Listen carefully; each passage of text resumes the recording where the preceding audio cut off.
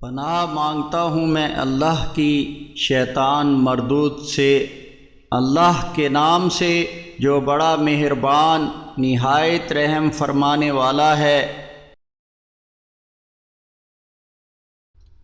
کیا تم نے اس شخص کے رویے پر غور نہیں کیا جس نے ابراہیم علیہ السلام سے ان کے رب کے بارے میں جھگڑ رہا تھا، اس لیے کہ اللہ تعالی نے اسے حکومت عطا کی تھی؟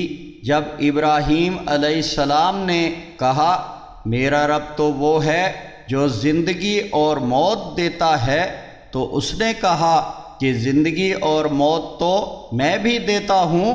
ابراہیم علیہ السلام نے کہا اللہ تعالیٰ تو سورج کو مشرق سے نکالتا ہے، تو اس کو مغرب سے نکال دے۔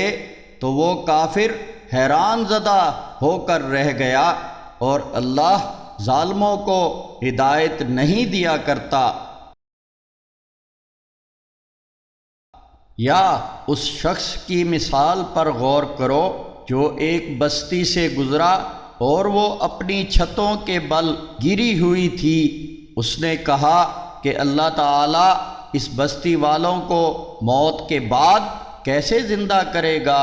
تو اللہ تعالیٰ نے اس کو 100 سال تک کے لیے موت دے دی، پھر اسے زندہ کر کے اٹھایا اور پوچھا تو کتنے عرصے اس حالت میں رہا؟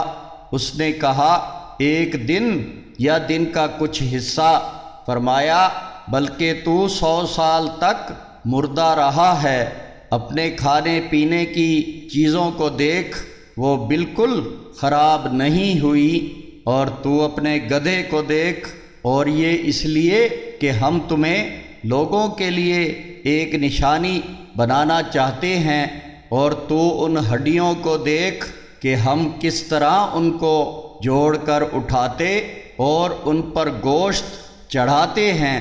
جب یہ سب اس پر واضح ہو گیا تو اس نے کہا کہ میں جانتا ہوں کہ اللہ تعالی ہر چیز پر خوب قادر ہے۔ اور جب ابراہیم علیہ السلام نے کہا کہ اے میرے رب مجھے دکھا دے کہ تو مردوں کو کیسے زندہ کرے گا، فرمایا کہ کیا تم ایمان نہیں لائے؟